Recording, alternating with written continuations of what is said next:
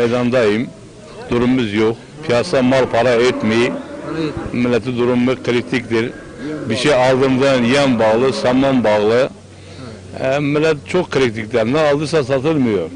Hayvanlarını satılmıyor. Satılmıyor. Durum piyasa iyi değil. Millet hepsi açta. Mal da ucuzdur, et de ucuzdur. Evet, doğru. Yalnız yem pahalıdır. Yem pahalıdır. Yem pahalıdır. Şu an bir hayvanı kaça alıyorsunuz ve kaça veriyorsunuz? Ama o mantofonu aldım 2350 liraya aldım. Aşağıdaki mantofon, bak karşıdaki mantofon. 2350'ye aldım. Ve ne zamandan beri besliyorsun dayı? Bunu besleyeceğiz 8-9 ay besleriz, bir sene yakın besleriz. Peki o zaman bu hayvanın değeri ne olacak? Ya değerine alabilir, o zaman değerine de 3000 lira. Zarar olacak, başka bir şey olmuyor. Ya zarar eder ya 4 Zarar olacak. Çünkü biz burada devletin belirlediği bir fiyat vardır. 14-15 milyon et balık kurumu mal alıyor. Burada sabah 4.30'dan sonra gelen hayvan, yani et malı, ette gelen mal 14.500'dür. Sabah 8'de mezbahaneye kesime gidiyor. Öğleden sonra aynı kasaba, aynı numara biz et alırken 25 milyon da alıyoruz. 25 milyon abi. Aynı gün içerisinde aynı bizden aldığı malı tekrar bizde öğleden sonra satıyor 25 lira. 15 senedir meydana gelip gidiyorum. Böyle bir rezillik de görmedim. Yani çoğu kişi de kredi çekti. Hepsinin evine aciz de gitti. Millet etin kilosu o zaman 18 liradı. Yani bizden alış kasapların. Millet kredi çekti. Kredi çekenler zamanında da et düştü şu an 14 liraya, 14,5 liraya. Yani bunların çoğu ödeyemedi. Hepsinin evine aciz gitti. Yani bu neden oldu böyle? Bu angusları sokmasıyla oldu. Zaten çoğu hastalık da ondan bizim davalara bulaştı. Yani bizim davalar da birkaç tanesi gitti, arkadaşlarım da gitti. Hastalık hep anguslardan geldi. Onları başta sokmayacaklar. Çok büyük yanlış yaptılar. Sıkıntımız saman bağlı, yem bağlı. Hayvanlarımız para etmiyor, et düşük. Yani devletin buna bir çare bulması lazım. Hala dışarıdan hayvan gelir. Hala da geliyor zaten. Ben Adana'da 250 bin lira koyun diye gördüm yazısını. 250 bin lira koyun geliyor. Ya 250 bin lira koyun bu adamlar kazanacak. Köylü ne yapacak? Yani dışarıdan etin ihracatı durması lazım. Mehdi Eker'e bunu bildirmek lazım. Diyarbakır milletvekiliniz veya bakanınız. Yani yanlışlık burada. Diyarbakır'a bence başka bir bakanlık versin.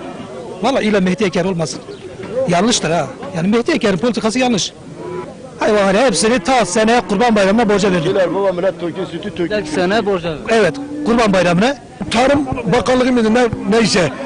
Şimdi bunun yüzünden millet perişandır.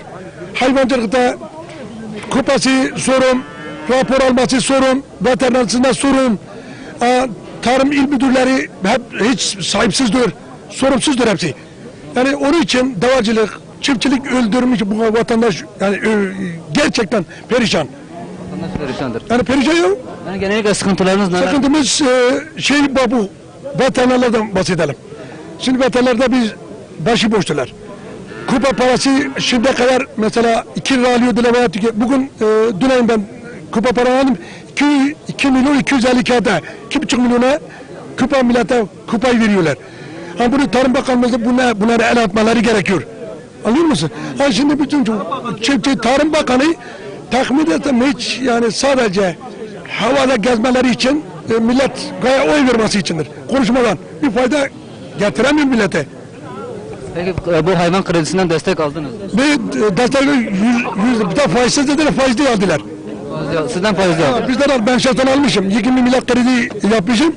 Hani faizsiz dedikleri zaman tekrar bunu faizli yapmışlar. Bizde hayvan sevkiyatı sorun.